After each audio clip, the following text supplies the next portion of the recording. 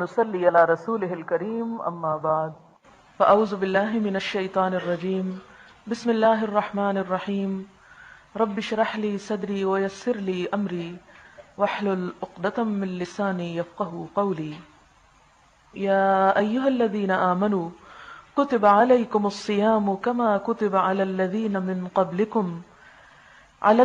من قبلكم لعلكم تتقون أياما معدودات فمن كان منكم مريضا أو على سفر فعدة من أيام أخر وعلى الذين يطيقونه فدية طعام مسكين فمن تطوع خيرا فهو خير له وأن تصوموا خير لكم إن كنتم تعلمون شهر رمضان الذي أنزل فيه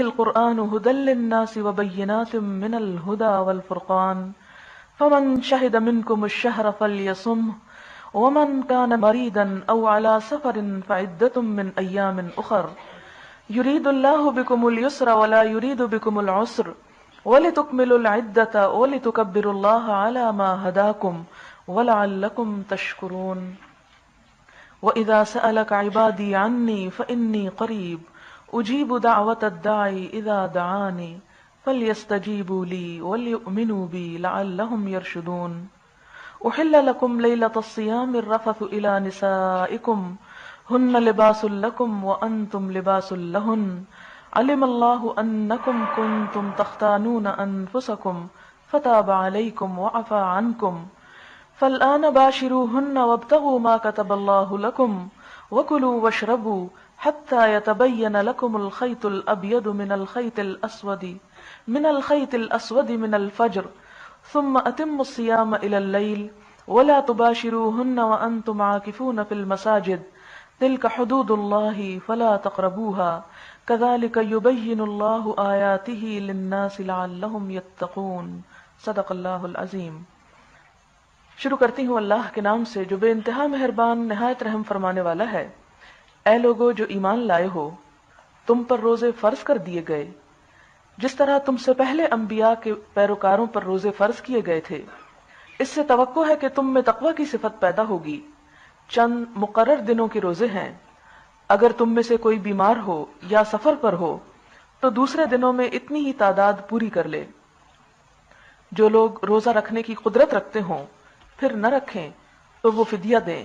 ایک روزے کا فدیہ ایک مسکین کو کھانا کھلانا ہے، اور جو اپنی خوشی سے کچھ زیادہ بھلائی کرے تو یہ اسی کے لیے بہتر ہے۔ لیکن اگر تم سمجھو تو تمہارے حق میں اچھا یہی ہے کہ روزہ رکھو۔ رمضان وہ مہینہ ہے جس میں قرآن نازل کیا گیا، جو انسانوں کے لیے سراسر ہدایت ہے اور ایسی واضح تعلیمات پر مشتمل ہے جو راہ راست دکھانے والی اور حق و باطل کا فرق کھول کر رکھ دینے والی ہیں۔ لہٰذا اب سے جو شخص اس مہینے کو پائے اس کو لازم ہے کہ اس پورے مہینے کے روزے رکھے، اور جو کوئی مریض ہو یا سفر پر ہو تو وہ دوسرے دنوں میں روزوں کی تعداد پوری کر لے۔ اللہ تمہارے ساتھ نرمی کرنا چاہتا ہے، سختی کرنا نہیں چاہتا۔ اس لیے یہ طریقہ تمہیں بتایا جا رہا ہے تاکہ تم روزوں کی تعداد پوری کر سکو، اور جس ہدایت سے اللہ نے تمہیں سرفراز کیا ہے اس پر اللہ کی کبریائی کا اظہار اور اعتراف کرو اور شکر گزار بنو۔ اور اے نبی صلی اللہ علیہ وسلم، میرے بندے اگر تم سے میرے متعلق پوچھیں تو انہیں بتا دو کہ میں ان سے قریب ہی ہوں۔ پکارنے والا جب مجھے پکارتا ہے میں اس کی پکار سنتا اور جواب دیتا ہوں۔ لہٰذا انہیں چاہیے کہ میری دعوت پر لبیک کہیں اور مجھ پر ایمان لائیں۔ یہ بات تم انہیں سنا دو، شاید کہ وہ راہ راست پالیں۔ تمہارے لیے روزوں کے زمانے میں راتوں کو اپنی بیویوں کے پاس جانا حلال کر دیا گیا ہے۔ وہ تمہارے لیے لباس ہیں اور تم ان کے لیے۔ اللہ کو معلوم ہو گیا کہ تم لوگ چپ کے اپنے آپ سے خیانت کر رہے تھے، مگر اس نے تمہارا قصور معاف کر دیا اور تم سے درگزر فرمایا۔ اب تم اپنی بیویوں کے ساتھ شب باشی کرو اور جو لطف اللہ نے تمہارے لیے جائز کر دیا ہے اسے حاصل کرو۔ نیز راتوں کو کھاؤ پیو یہاں تک کہ تم کو سیاہی شب کی دھاری سے سفیدہ صبح کی دھاری نمایاں نظر آ جائے۔ تب یہ سب کام چھوڑ کر رات تک اپنا روزہ پورا کر لو، اور جب تم مسجدوں میں اعتکاف کی حالت میں ہو تو بیویوں سے مباشرت نہ کرو، یہ اللہ کی باندھی ہوئی حدیں ہیں، ان کے قریب مت پھٹکنا۔ اس طرح اللہ اپنے احکام لوگوں کے لیے بصراحت بیان کرتا ہے توقع ہے کہ وہ غلط رویے سے بچیں گے۔ روزے کی فرضیت کے بارے میں قرآن پاک کی یہ آیات ایک واضح دلیل ہیں، جیسا کہ اس میں اہل ایمان سے خطاب ہے، یا ایھا الذین آمنو، ایمان والوں کو پکار کر جس بات کا حکم دیا جا رہا ہے وہ ہے کتب علیکم الصیام، روزے تم پر لکھ دیے گئے، یعنی لازم کر دیے گئے، فرض کر دیے گئے۔ روزہ ان عبادات میں سے ہے جو امت مسلمہ پر فرض ہیں، اور یہ صرف امت مسلمہ ہی کے لیے فرض نہیں بلکہ اس سے پہلے کی امتوں پر بھی روزہ فرض کیا گیا، جیسا کہ یہاں پر فرمایا گیا کہ کما کتب علی الذین من قبلکم، جیسا کہ ان لوگوں پر بھی فرض تھا جو تم سے پہلے گزرے۔ صحیح بخاری اور مسلم کی حدیث میں بھی روزے کی فرضیت کے بارے میں نبی صلی اللہ علیہ وسلم کا یہ ارشاد یا فرمان موجود ہے۔ عن ابن عمر رضی اللہ عنہما قال قال رسول اللہ صلی اللہ علیہ وسلم، نبی صلی اللہ علیہ وسلم نے فرمایا، بنی الاسلام علی خمس، اسلام کی بنیاد رکھی گئی ہے 5 باتوں پر، 5 چیزوں پر۔ نمبر 1، شہادت اللہ الہ الا اللہ، اس بات کی گواہی کہ اللہ کے سوا کوئی الہ نہیں، وَأَنَّ مُحَمَّدًا عَبْدُهُ وَرَسُولُهُ، اور یہ کہ محمد صلی اللہ علیہ وسلم اس کے بندے اور اس کے رسول ہیں، وَإِقَامِ الصَّلَاةِ، اور دوسری چیز نماز قائم کرنا، وَإِيتَاءِ الزَّكَاةِ، تیسری چیز زکوٰۃ ادا کرنا، وَالْحَجِّ، اور حج کرنا، وَصَوْمِ رَمَضَانَ، اور رمضان کے روزے رکھنا۔ تو گویا اس حدیث سے ہمیں روزے کی فرضیت کا علم ہوتا ہے۔ سوال یہ پیدا ہوتا ہے کہ روزہ کس چیز کا نام ہے؟ روزہ اصطلاح میں صبح سحری سے لے کر افطار کے وقت تک، حتی یتبین لکم الخیط الابیض من الخیط الاسود من الفجر، سیاہی شب کی دھاری سے سفیدہ صبح کی دھاری جب نمایاں ہو جائے تو اس وقت سے لے کر سورج کے غروب ہونے تک کھانے پینے اور جنسی خواہشات کی تکمیل کرنے سے بچنے کا نام ہے۔ گویا فقہی اصطلاح میں روزہ چند چیزوں کو چھوڑنے کا نام ہوا، لیکن اللہ تعالیٰ نے وہ چیزیں جو عام حالات میں ہمارے لیے حلال قرار دیں، وہ روزے کی حالت میں ہم سے کیوں چھڑوا دیں؟ کیا اللہ تعالیٰ کو ہم سے کوئی عداوت ہے، کوئی ناراضگی ہے، کوئی دشمنی ہے، ہمیں ستانا مقصود ہے، ہم سے کوئی انتقام لینا ہے؟ نہیں۔ یا اللہ تعالیٰ کا اس میں اپنا کوئی فائدہ ہے؟ نہیں۔ پھر کیا غرض ہے؟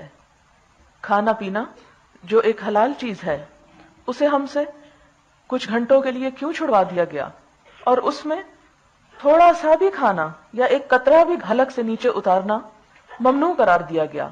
آخر کیوں؟ اس کا فائدہ کس کو ہے؟ انسان ہی کے لیے۔ خود اللہ تعالیٰ نے فرمایا لعلکم تتقون، تاکہ تمہارے اندر تقوی پیدا ہو، تاکہ تم بچ سکو۔ تقوی کیا چیز ہے؟ جو دراصل ہمارے اندر روزے کے ذریعے پیدا کیا جانا مقصود ہے۔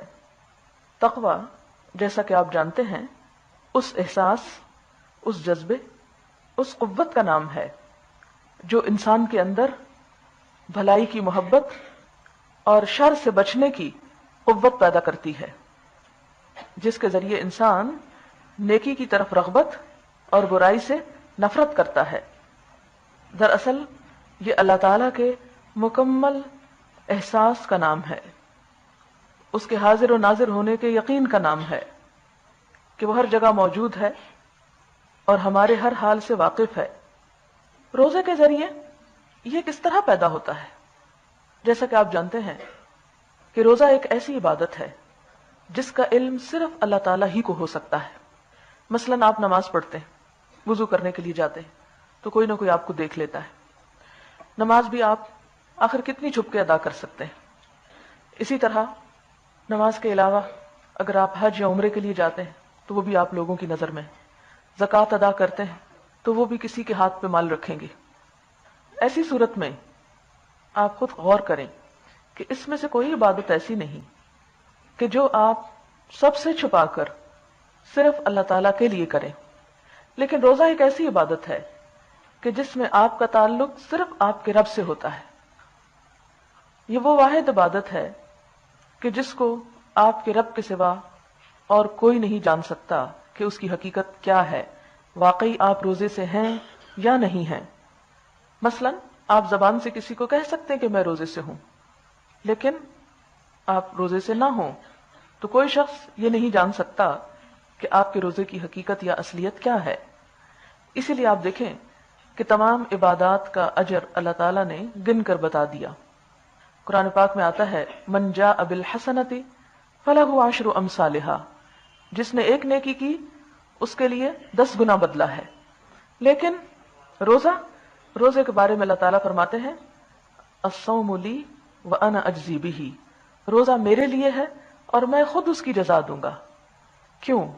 اس لیے کہ روزہ حقیقی معنوں میں ایک ایسی عبادت ہے کہ جس کا علم صرف اللہ تعالیٰ کی ذات ہی کو ہو سکتا ہے، اور جس میں حقیقی معنوں میں انسان اللہ تعالیٰ سے ڈرنے اور اللہ تعالیٰ کی احساس اور اللہ تعالیٰ کے ہر جگہ موجود ہونے کا پورا مظاہرہ کرتا ہے عملی طور پر.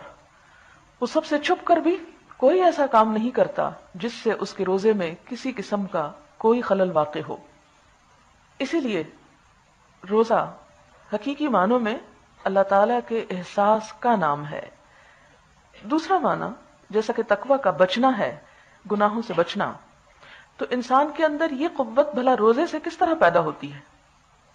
آپ دیکھیں کہ روزے میں سحری کے وقت آپ کو کہا جاتا ہے کہ آپ ضرور کچھ کھائیں، کیونکہ حدیث میں آتا ہے تسحروا فإن فی السحور برکہ، سحری کیا کرو کیونکہ سحری کرنے میں برکت ہے. ایک اور جگہ پر آتا ہے کہ سحری کرنے والوں پر اللہ تعالیٰ کی رحمت برستی ہے. ایک اور روایت میں آتا ہے کہ فرشتے ان کے لیے استغفار کرتے ہیں، یعنی بخشش کی دعائیں مانگتے ہیں. اتنا اجر، اتنی فضیلت، آخر کیوں؟ اس لیے کہ اس وقت بھی نفس کا امتحان ہو رہا ہوتا ہے، کیونکہ عام حالات میں ہم کبھی بھی اس وقت کھاتے نہیں ہیں، اس وقت کھانے کو دل نہیں چاہتا. آپ دیکھیں کہ دن کے کسی بھی وقت میں آپ کچھ کھا سکتے ہیں اور کھاتے رہتے ہیں. کسی بھی وقت کوئی کچھ پیش کرے تو آپ کو عموماً انکار کی ایسی کیفیت نہیں ہوتی جو عین سحری کے وقت ہوتی. روزہ انسان کے اندر بچنے کی قوت اس طرح پیدا کرتا ہے کہ صبح سویرے جب کھانے کو دل نہیں ہوتا تو حکم دیا گیا کہ سحری کھاؤ. یہیں پر ضبط نفس کا ایک امتحان ہو جاتا ہے. پھر دن بھر خواہ بھوک ستائے یا پیاس پریشان کرے، انسان کے سامنے ٹھنڈا شربت بھی ہو اور تنہائی بھی ہو، کوئی دیکھنے والا بھی نہ ہو، لیکن انسان صرف اپنے رب کی خاطر اپنے آپ کو اپنی خواہش پوری کرنے سے روک لے. انسان اپنے آپ کو اس چیز سے بچا لے جو عام حالات میں اس کے لیے حلال بھی ہو، جائز بھی ہو، اسے کوئی دیکھنے والا بھی نہ ہو، اور پھر وہ صرف اور صرف اپنے رب کی خاطر اس چیز سے بچ جائے. یہی چیز انسان کے اندر تقوی پیدا کرنے کی بنیاد بنتی ہے.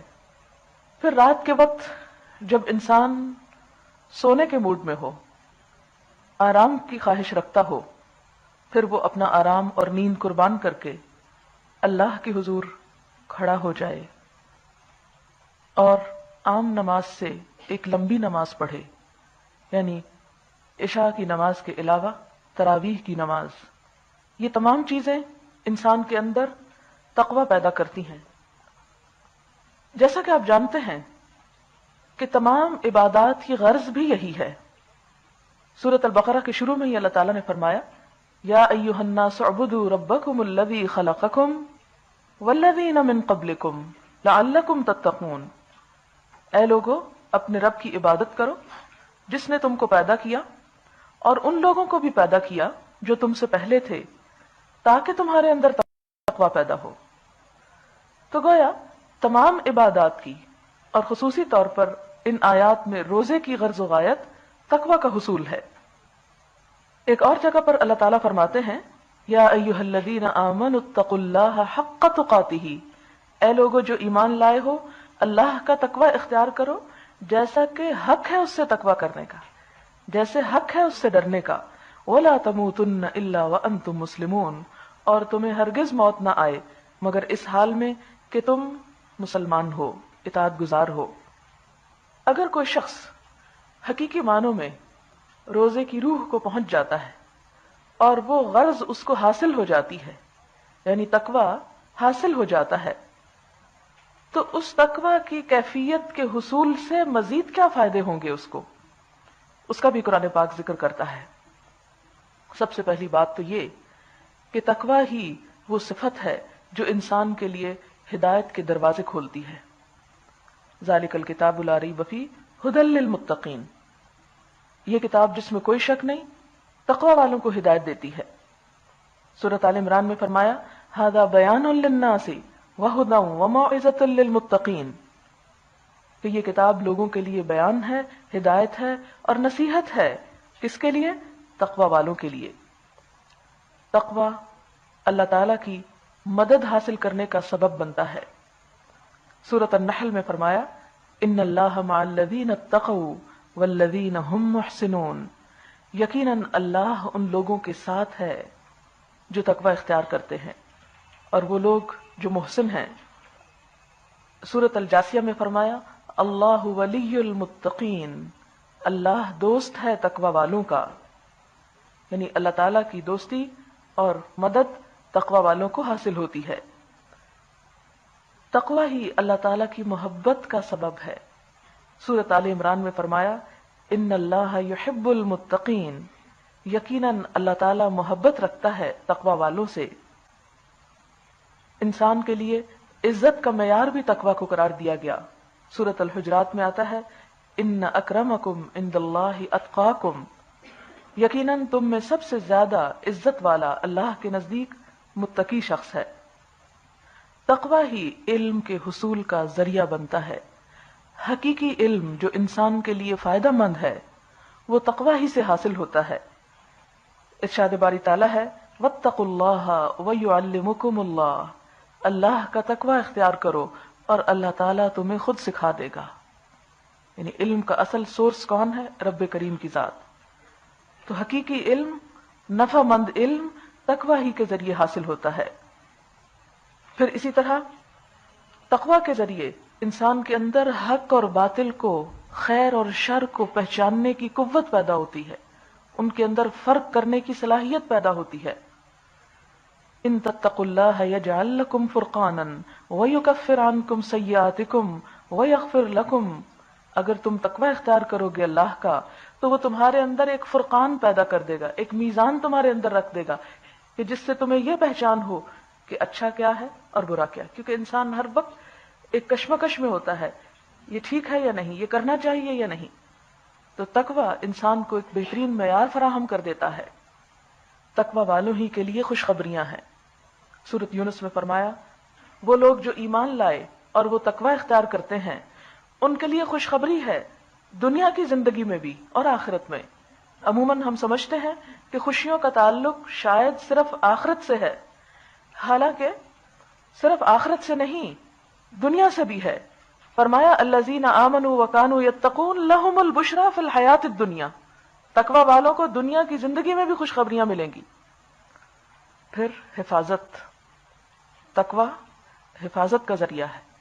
سورۃ آل عمران میں فرمایا وَإِن تَصْبِرُوا وَتَتَّقُوا لَا يَضُرُّكُمْ كَيْدُهُمْ شَيْئًا، اگر تم صبر کرو اور تقوی اختیار کرو تو ان کی چالیں تمہیں کچھ بھی نقصان نہیں دیں گی۔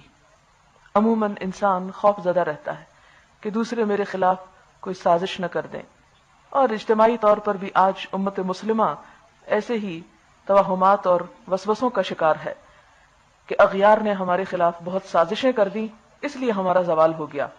اللہ تعالیٰ اس کا حل بتاتے ہیں ان تصبروا وتتقوا، صبر اختیار کرو، کام کرتے جاؤ اور تقوی کرو تو کسی کی چال تمہیں کچھ نقصان نہیں دے گی۔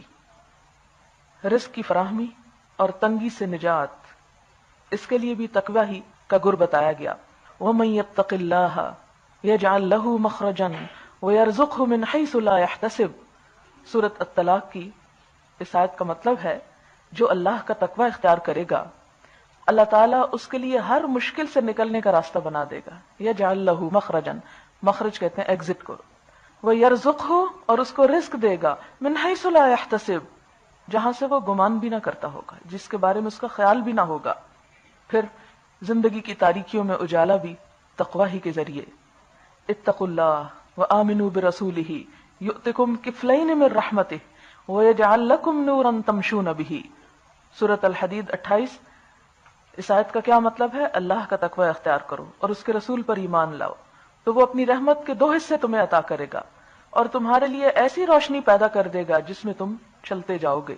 یعنی اس دنیا کے اندھیروں میں بھی تمہیں اللہ تعالیٰ کی طرف سے ایک خاص روشنی عطا ہوگی.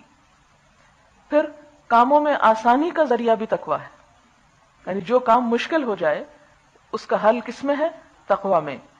سورۃ الطلاق میں فرمایا وَمَن يَتَّقِ اللَّهَ يَجْعَل لَّهُ مِنْ أَمْرِهِ يُسْرًا، جو اللہ کا تقوی کرے گا اللہ تعالیٰ اس کے لیے اس کے کاموں میں آسانی پیدا کر دے گا. يَجْعَل لَّهُ مِنْ أَمْرِهِ يُسْرًا، گناہوں سے چھٹکارا اور اجر میں اضافہ بھی تقوی ہی کے ذریعے ہے. وَمَن يَتَّقِ اللَّهَ يُكَفِّرْ عَنْهُ سَيِّئَاتِهِ وَيُعْظِمْ لَهُ أَجْرًا، جو اللہ کا تقوی کرے گا اللہ تعالیٰ اس کی برائیاں اس سے دور کر دیں گے اور اس کو اجر عظیم عطا کریں گے. یعظم لہ اجرا، زمین و آسمان کی برکتوں کے اور رحمتوں کے دروازے اللہ تعالیٰ کی تقوی کے ساتھ ہی کھلتے ہیں.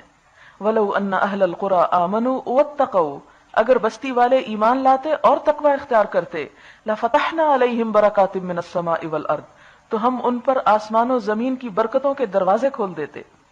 تو گویا تقوی ایک ایسی صفت ہے جو دنیا میں بھی انسان کے لیے خوبیوں اور بھلائیوں کا سرچشمہ ہے، اور آخرت میں تو فیصلہ ہی تقوی کی بنیاد پر ہوگا. جنت کا دروازہ تو کھلے گا ہی تقوی کے ساتھ. ان للمتقین عند ربہم جنات النعیم، سورۃ القلم میں کیا آتا ہے یہ کہ یقیناً متقی لوگوں کے لیے ان کے رب کے پاس نعمتوں بھرے باغات ہیں. وسارعوا الی مغفرۃ من ربکم، سورۃ آل عمران کی اس آیت کا کیا مطلب ہے؟ وسارعوا، اور جلدی کرو، الی مغفرۃ من ربکم، اپنے رب کی بخشش کی طرف. یعنی توبہ استغفار کرنے میں دیر نہ کیا کرو، گناہ ہو جائے تو فوراً پلٹو.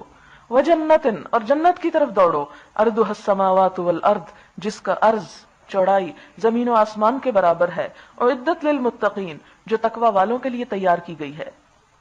جنت تقوی والوں کے لیے تیار کی گئی ہے. سورۃ آل عمران آیت 133. اسی لیے رمضان المبارک کے مہینے کی آمد اور اس کے لیے تیاری ہم سب کے لیے لازم ہے، کیونکہ اگر ہم اس مہینے کی برکتوں اور رحمتوں سے صحیح معنی میں فائدہ اٹھا لیں اور ہمارے اندر وہ صفت پیدا ہو جائے، وہ روح پیدا ہو جائے، وہ تقوی پیدا ہو جائے جو دراصل پیدا کرنا مقصود ہے، تو آپ دیکھیں گے کہ اس دنیا اور اگلی دنیا کی خوش قسمتیوں کے دروازے کھل جائیں. اس لیے اس مہینے کو معمولی نہ سمجھیں بلکہ اسے غیر معمولی اہمیت دیں.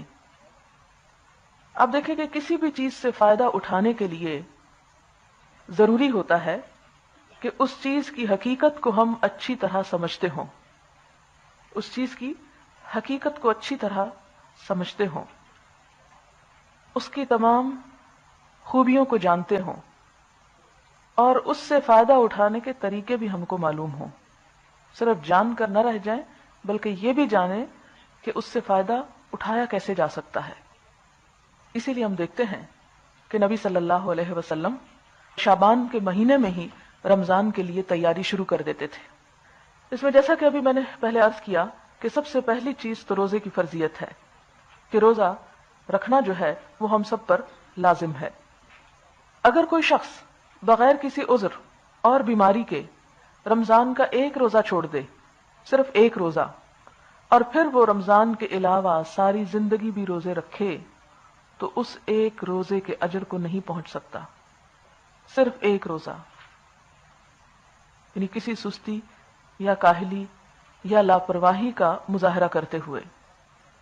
اس سے آپ اندازہ لگائیں کہ ایک روزے کا بھی اجر اور ثواب کتنا ہے، اور پھر رمضان میں روزہ رکھنے کا کتنا. یعنی سمجھنے کی اصل بات یہ کہ رمضان کی اہمیت کو سمجھیں کہ روزہ تو کسی بھی دن رکھا جا سکتا ہے، لیکن وہ روزہ جو رمضان کے اندر رکھا جائے گا اس کا اجر غیر رمضان کی ساری زندگی کے روزوں کے برابر نہیں، اس سے بھی زیادہ ہے. ایک اور حدیث میں آتا ہے، نبی صلی اللہ علیہ وسلم نے فرمایا اگر میری امت یہ جان لے کہ رمضان المبارک میں جو رحمت اور برکت ہے تو سارا سال رمضان کی خواہش کرے. یعنی جو کچھ ایک شخص کو رمضان کے اندر ملتا ہے، اگر انسان پردہ اٹھا کے اس کا اجر اور ثواب دیکھ لے، وہ رحمت اور برکت دیکھ لے، تو تمنا کرے کاش سارا سال ہی روزے رہیں اور سارا سال رمضان رہے. اس لیے خود بھی اور اپنے عزیز و اقربا اور رشتہ دار ان سب کو بھی اس بات کی تلقین کریں کہ وہ کسی معمولی سی بات پر روزے کو نہ چھوڑیں. دوسری بات، قیام اللیل، نماز تراویح. نماز تراویح عام دنوں کے تہجد سے بھی بڑھ کر ہے، اور اس لحاظ سے بھی بہت اس کا اجر و ثواب ہے کہ اگرچہ یہ نفل عبادت ہے لیکن رمضان میں نفل ادا کرنے کا ثواب بھی فرض کے برابر ہے عام دنوں کے.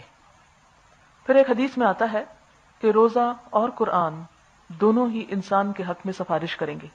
روزہ کہے گا اے رب میں نے اسے دن میں کھانے پینے اور خواہشات کی تکمیل سے روکا تو اس کے حق میں میری سفارش قبول فرما.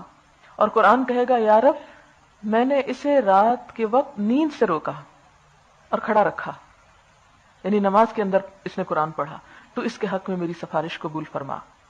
تو حدیث کے الفاظ ہیں فَيُشَفَّعَانِ، دونوں کی سفارش قبول کی جائے گی، یعنی ان کی سفارش مان لی جائے گی. پھر آپ دیکھیں کہ رمضان کی راتوں میں قیام کا اجر ثواب اور کیا ہے. حدیث میں آتا ہے من قام ایمانا و احتسابا، جس نے ایمان اور احتساب کے ساتھ قیام کیا، غفر لہ ما تقدم من ذنبہ، تو اس کے بھی پچھلے تمام گناہ معاف کر دیے جائیں گے. گویا رات کے وقت قیام کرنا یعنی اس میں قرآن پاک کا پڑھنا اور سننا، یہ انسان کے حق میں اجر و ثواب کا سبب ہوگا. آپ دیکھیں کہ تنہائی میں جب ہم اکیلے تراویح پڑھتے ہیں تو ہمارے لیے ایک بہت بوجھ ہو جاتی. اکیلے تو عشاء کی نماز بھی بڑی بھاری ہوتی ہے، تو کہاں یہ کہ اس میں کچھ اور رکعتیں شامل کر کے تراویح پڑھنا شروع کر دیں. لیکن آپ یقین کیجئے کہ جب اس نماز کو اجتماعی شکل میں ادا کیا جاتا ہے، اکٹھے تراویح پڑھی جاتی، تو خود اس اکٹھا پڑھنے کا ایک الگ مزہ ہوتا ہے اور انسان کی ساری تھکاوٹ ختم ہو جاتی، اور انسان کے اندر ایک دوسرے سے نیکی میں آگے بڑھنے کا بھی شوق ہوتا ہے. مثلا کسی دن اگر آپ ڈھیلے پڑھ رہے ہیں، آپ تھکے ہوئے ہیں یا آپ کو کوئی پریشانی ہو رہی ہے اور آپ نہیں پڑھ پا رہے، تو آپ کو یہ بات ہی اٹھا دیتی کہ ہائے وہ سارے اجر و ثواب لوٹ لے گئے اور میں یہاں بیٹھی رہ جاؤں گی. میں بھی اٹھتی ہوں. اور پھر ایک اور بات یہ کہ رمضان میں جب انسان رات کے وقت قرآن پڑھتا ہے یا سنتا ہے تو اس کے جو دل پر اثرات ہوتے ہیں روزہ رکھنے کے بعد وہ عام دنوں میں نہیں ہوتے. یا خود محسوس کریں گے کہ دن کو روزہ رکھ کے وہ ایک روحانی قوت ہوتی ہے انسان کے اندر. اس کے بعد جب رات کو کھڑا ہو کر قرآن سنتا ہے تو اس قرآن کے سننے اور سمجھنے کا جو لطف ہے اور جو روح اور دل پر اثرات ہوتے ہیں وہ ویسے بیٹھ کر قرآن ناظرہ پڑھنے سے یا سمجھنے سے نہیں ہوتے. اس لیے اس کا اہتمام لازمی طور پر کیجیے. اس میں بہترین اور آئیڈیل صورت تو یہ ہے کہ کوئی ایک حافظ قرآن ہو جو قرآن سنائے اور آپ اس کے پیچھے سارا مکمل کر لیں، یعنی نماز کی حالت میں. ویسے بھی یاد رکھیے کہ وہ قرآن پاک جو نماز کی حالت میں پڑھا جاتا ہے وہ نماز کے علاوہ پڑھے جانے سے کئی گنا زیادہ اجر و ثواب رکھتا ہے. اسی لیے ہم دیکھتے ہیں کہ صحابہ کرام کے علاوہ صحابیات بھی لازمی طور پر مسجدوں میں حاضر ہوتی تھی. ہمارے افسوس کے ساتھ یہ کہنا پڑتا ہے کہ مسجدوں میں ایسا کوئی انتظام ہی نہیں. تو آپ یہ بھی کر سکتے ہیں کہ گھروں میں آپ اس کا انتظام کر لیں، کیونکہ ایک نفل عبادت ہے اور گھر میں بھی اس کا انتظام ہو سکتا ہے.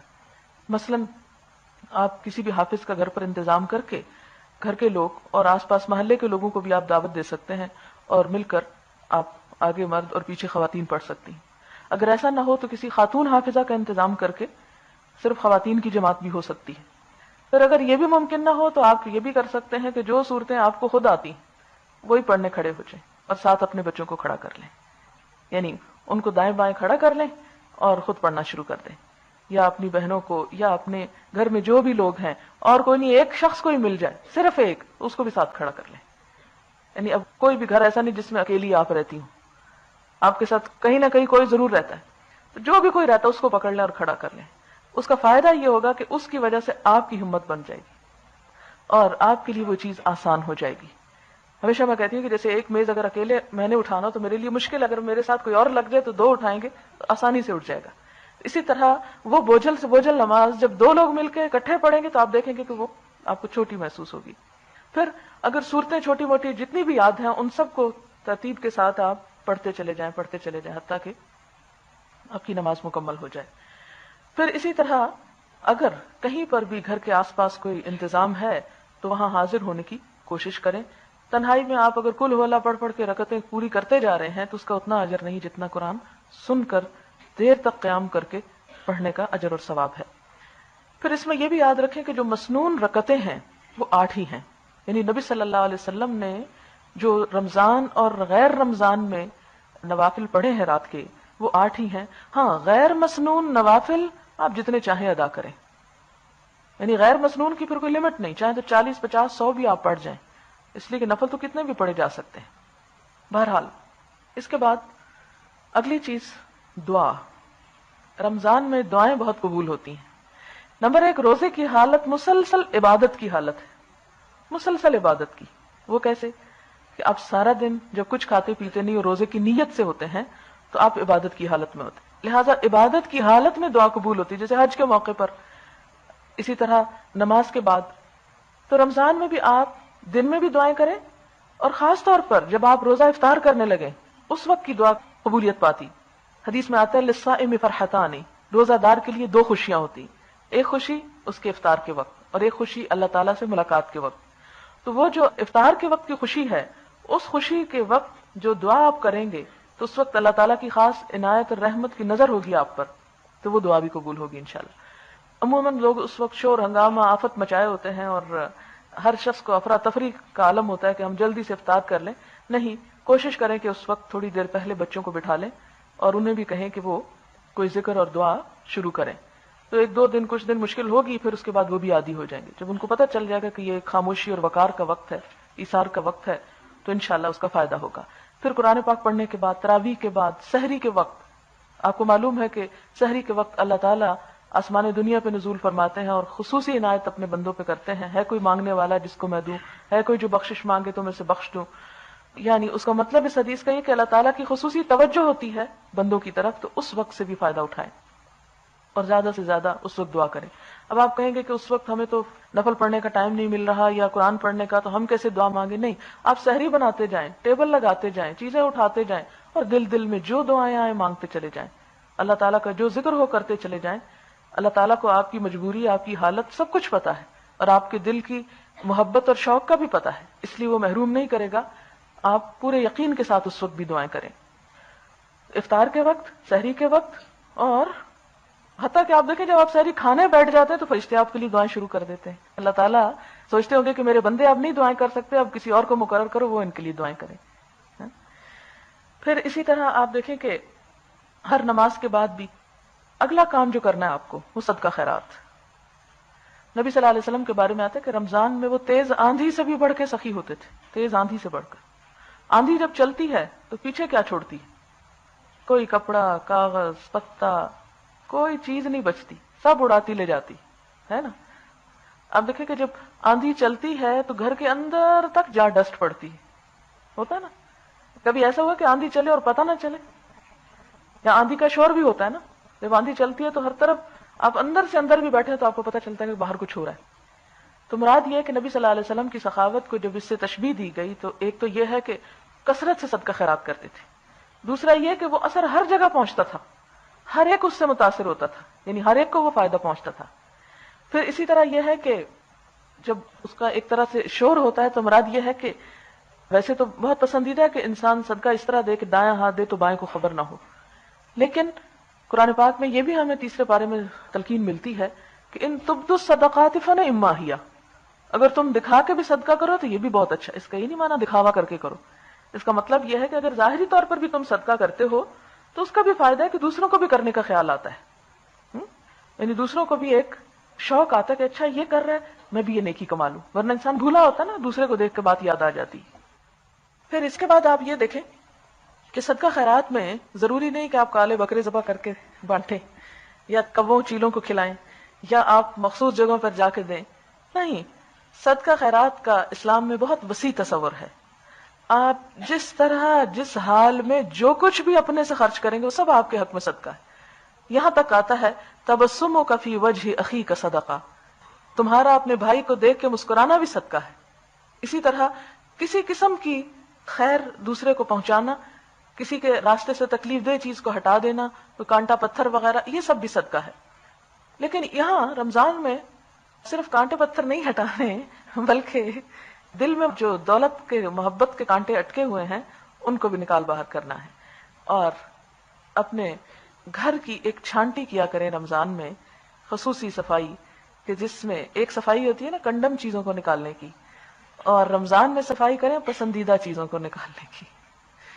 قرآن پاک میں آتا ہے لن تنالوا البر حتی تنفقوا مما تحبون، تم نیکی کو پا نہیں سکتے جب تک وہ خرچ نہ کرو جس سے تمہیں محبت ہے، یعنی جو چیز تمہیں اپنے لیے اچھی لگتی۔ اب یہ تو ممکن نہیں کہ آپ اپنی ہر پسندیدہ چیز نکال دیں، لیکن کچھ نہ کچھ ضرور، یعنی کچھ نہ کچھ ان چیزوں کو بھی ہاتھ لگا ڈالیں جن کو آپ سارا سال ہمت نہیں کر پاتے۔ تو نفل جو ہے وہ فرض کے برابر اجر پائے گا، اگر زکوٰۃ وغیرہ دے رہے ہیں تو 70 گنا اجر زیادہ ہو جائے گا۔ تو اس لیے اس پہلو کے اوپر بھی خاص توجہ آپ نے کرنی ہے انشاءاللہ، کیونکہ صدقہ اور خیرات اللہ تعالیٰ کے غضب کو ٹھنڈا کرتا ہے جو ہم گناہوں سے بھٹکاتے ہیں۔ پھر اسی طرح آپ دیکھیں کہ اس میں روزہ رکھوانا اور روزہ کھلوانا یہ بھی شامل ہو جاتا ہے۔ اس میں آپ دیکھیں کہ آپ اپنے گھر میں بھی ثواب کما سکتے ہیں۔ کس طرح؟ مثلا آپ کھجوریں خرید کر لائے ہیں یا کوئی بھی چیز اپنے بچوں کو دیں، اچھا چلو تم سب کا آج روزہ افطار کراؤ۔ اگر گھر میں 5 افراد ہیں اور ایک بچہ سب کے آگے وہ پلیٹ کر رہا ہے تو اس بچے کو، وہ جو سب کو کھجور آفر کر رہا ہے، سب کا ثواب مل جائے، اور اس کو بچوں کو بتائیں کہ دیکھو کہ اس کا ثواب کتنا زیادہ ہے، تمہیں کیا ملے گا اس کے صلے میں، تاکہ ان کے اندر بھی خرچ کرنے کا اور ایثار کا جذبہ پیدا ہو۔ دوسرے دن دوسرا، تیسرے دن تیسرا۔ پھر اس طرح آپ دیکھیں گے کہ وہ ہر ایک کی خواہش یہ ہوگی کہ پہلے دوسرا کرے، ادروائز کیا ہوتا ہے کہ ہر ایک کہتا ہے کہ پہلے مجھے ملے، اگر مجھے نہیں ملا تو میری توہین ہو گئی۔ نہیں، اس طرح ایک ایثار پیدا ہوگا۔ ان کے ہاتھوں سے سب کا روزہ کھلوائیں، اور چونکہ آپ کروا رہے ہیں، آپ وہ کہتے ہیں نا الدال علی الخیر کفاعلہ، نیکی کا راہ دکھانے والا بھی ایسے ہی جیسے کہ وہ خود کر رہا ہو، آپ کو بھی اجر مل جائے گا۔ جس بچے کے ہاتھوں دلوائیں گے اس کو بھی اجر مل جائے گا، شوہر کے پیسوں سے آئی چیز اس کو بھی اجر مل جائے گا۔ تو آپ خود سوچیں کہ کتنی خوشیوں میں اضافہ ہو جاتا ہے ایک چھوٹی سی کوشش۔ ورنہ کھجور وہی ہے جو سب نے کھانی ہے، جو وہاں رکھی ہوئی ہے ٹیبل پہ، خود بھی کھا سکتے ہیں اور آپ دوسروں کو کھلا بھی سکتے ہیں، آفر بھی کر سکتے ہیں۔ اس لیے افطار کا اہتمام۔ لیکن ایک بات یاد رکھیے کہ افطار میں اسراف نہ شروع ہو جائے، کیونکہ عموماً افطار میں اسراف کے ساتھ ہم عبادت سے محروم ہو جاتے ہیں۔ بہت زیادہ کھانا پکا پکا کر دن بھر تھک جاتے ہیں تو تراویح پڑھی نہیں جاتی، یا پھر کھانے میں اتنا مشغول ہو جاتے ہیں کہ نماز چلی جاتی ہے۔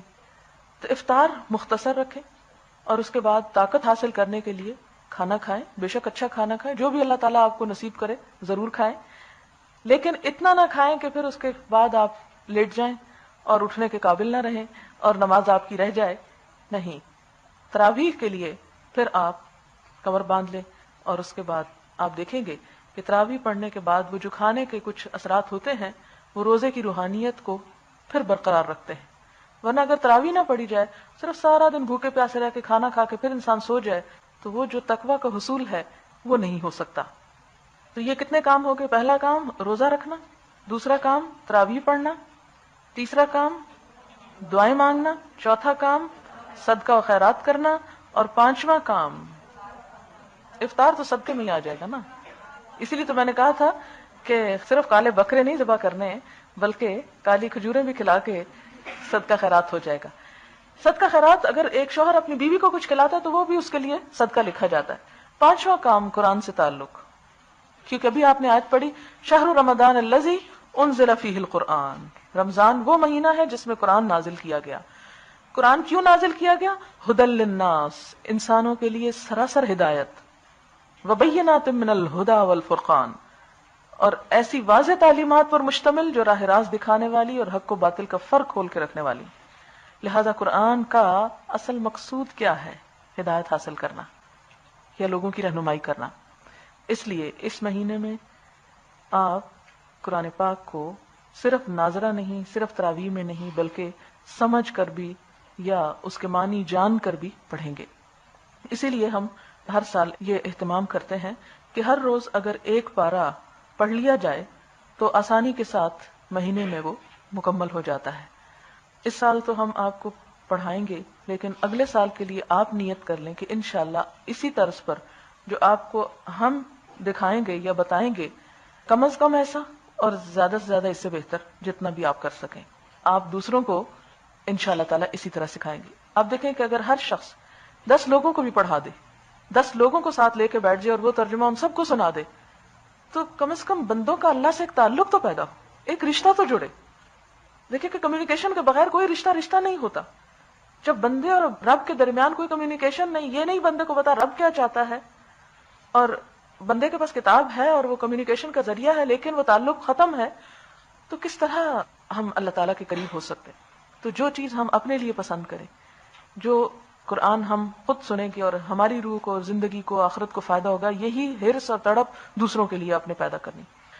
لہٰذا آپ کے لیے میں یہ چاہوں گی کہ آپ جب یہاں پر آئیں تو آپ صرف انجوائے کرنے یا سننے کے لیے نہ آئیں، یا میں آپ میں سے کسی کو اس طرح نہ دیکھوں کہ میں پڑھ رہی ہوں اور آپ مجھے دیکھ رہے ہیں. نہیں، آپ کی نظر قرآن کے اوپر ہو.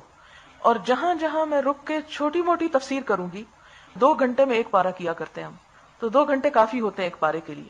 اور اس میں زیادہ حصہ جو صاف صاف سمجھ میں آتا ہے وہ ترجمہ، اور جہاں جہاں تھوڑی سی وضاحت مطلوب ہوتی ہے وہاں وضاحت. تو اس کے لیے بہتر ہے اگر آپ کے پاس، کیونکہ میں یہ تفہیم القرآن میں سے ترجمہ پڑھتی ہوں کیونکہ اس کی اردو بہت خوبصورت ہے. اگر آپ کے ہاتھ میں تفہیم القرآن یا اس کا ایک چھوٹا ورژن ہوتا ہے جس میں صرف ترجمہ ہے، ترجمہ قرآن، اگر آپ کے پاس ہو تو سائڈ پہ آپ چھوٹے چھوٹے نوٹس لیتے جائیں، تو نیکسٹ ایئر کے لیے آپ ساتھ ساتھ تیار ہو جائیں گے کہ آپ کو پھر پڑھانے کے لیے. آپ کو پتہ ہے کہ جب میں نے پہلے سال پڑھایا تھا تو مجھے کئی گھنٹے لگتے تھے اس کو تیار کرنے میں. ظاہر ایک رکوع بھی تیار کرنے میں ٹائم لگتا ہے، اور پھر سارا پارہ اگر آپ کو تھورولی خود سمجھ میں آیا ہو تو آپ کسی کو کچھ بتا سکتے ہیں.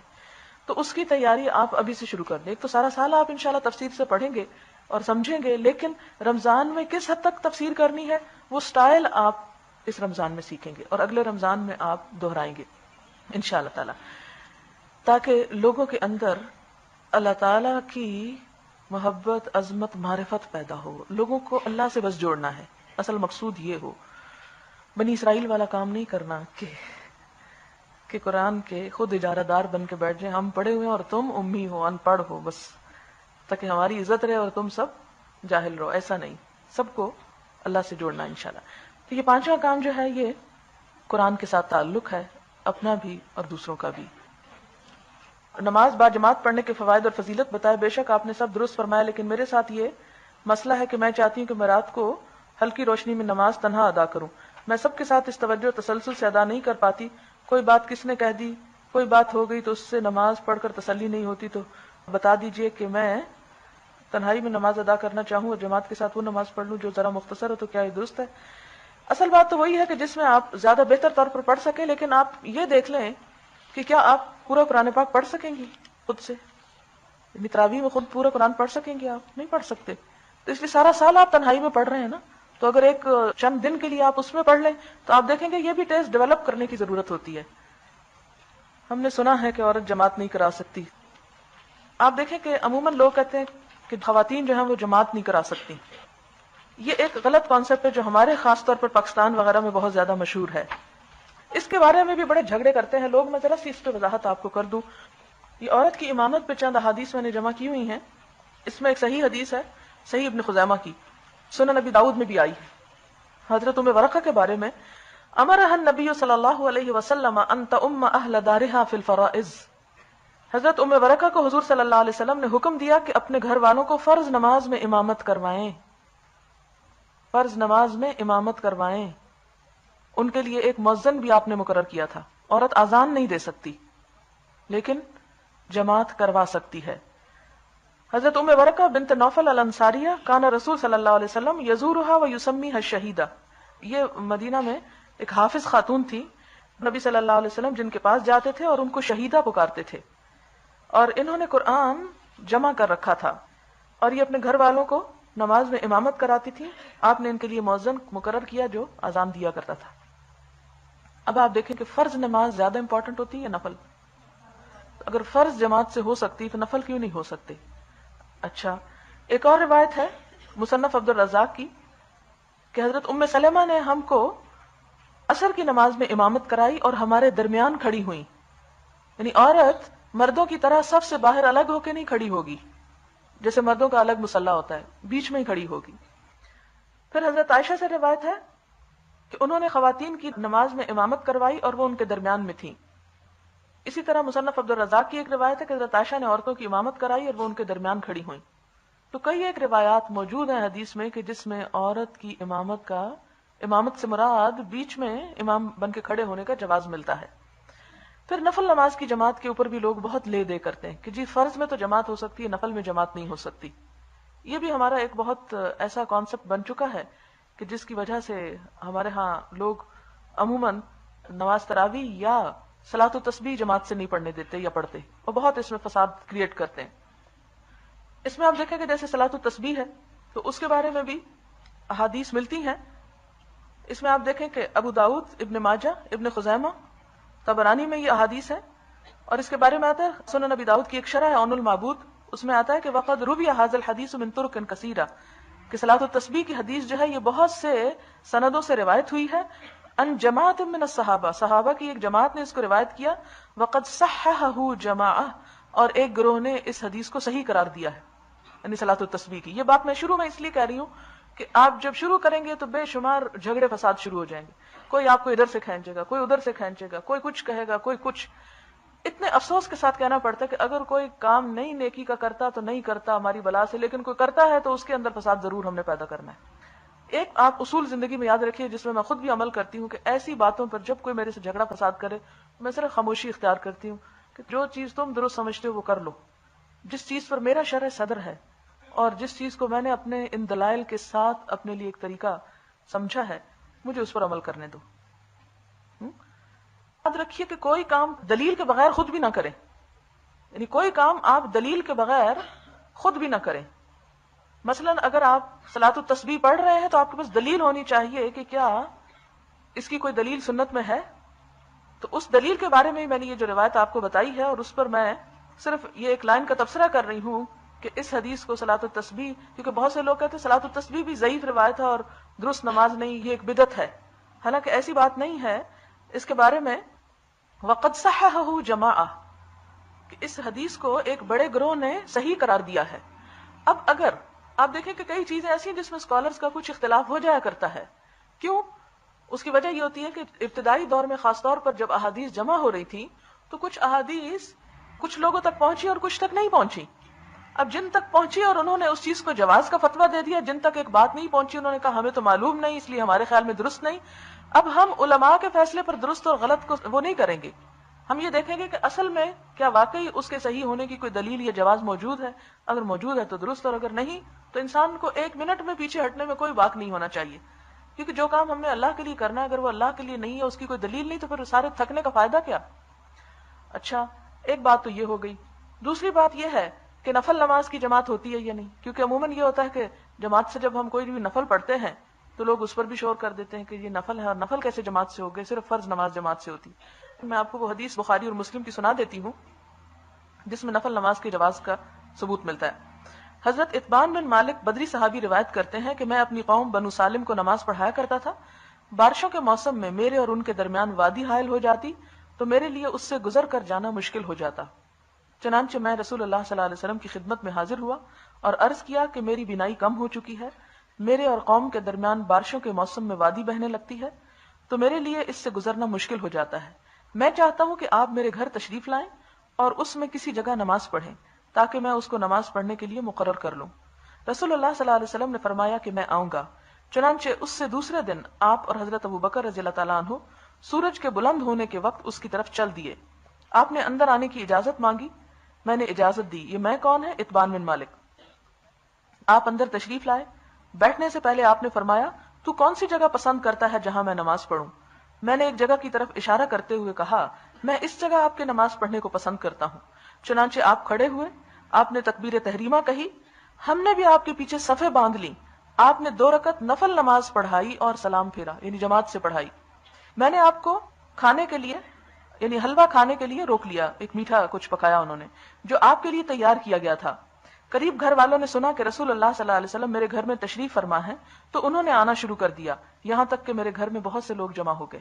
یہ بخاری اور مسلم کی روایت۔ اسی طرح صحیح مسلم کی روایت ہے دوسری، سلیمان بن مغیرہ سے، ان ثابت ان انس، حضرت انس جو حضور صلی اللہ علیہ وسلم کے خادم تھے، کہتے ہیں دخل علینا رسول اللہ صلی اللہ علیہ وسلم، ہم پر نبی صلی اللہ علیہ وسلم تشریف لائے، ما ہوا الا انا و امی و خالتی ام حرام، اور گھر میں تھا، میری والدہ تھی اور میری خالہ ام حرام تھی۔ فقالا، تو آپ نے فرمایا قوموا، اٹھو، فلأصلی بکم، میں تمہیں نماز پڑھاؤں۔ اور حضرت انس کہتے ہیں فصلی بنا فی غیر وقت صلاۃ، کہ آپ نے ہمیں نماز کے وقت کے علاوہ نماز جماعت سے پڑھائی، صلی بنا، ہم کو پڑھائی۔ اور اس میں کیا ہوا کہ آپ اور حضرت انس، آپ صلی اللہ علیہ وسلم اور حضرت انس اکٹھے کھڑے ہو گئے اور جو خواتین تھی وہ پیچھے کھڑی ہو گئی۔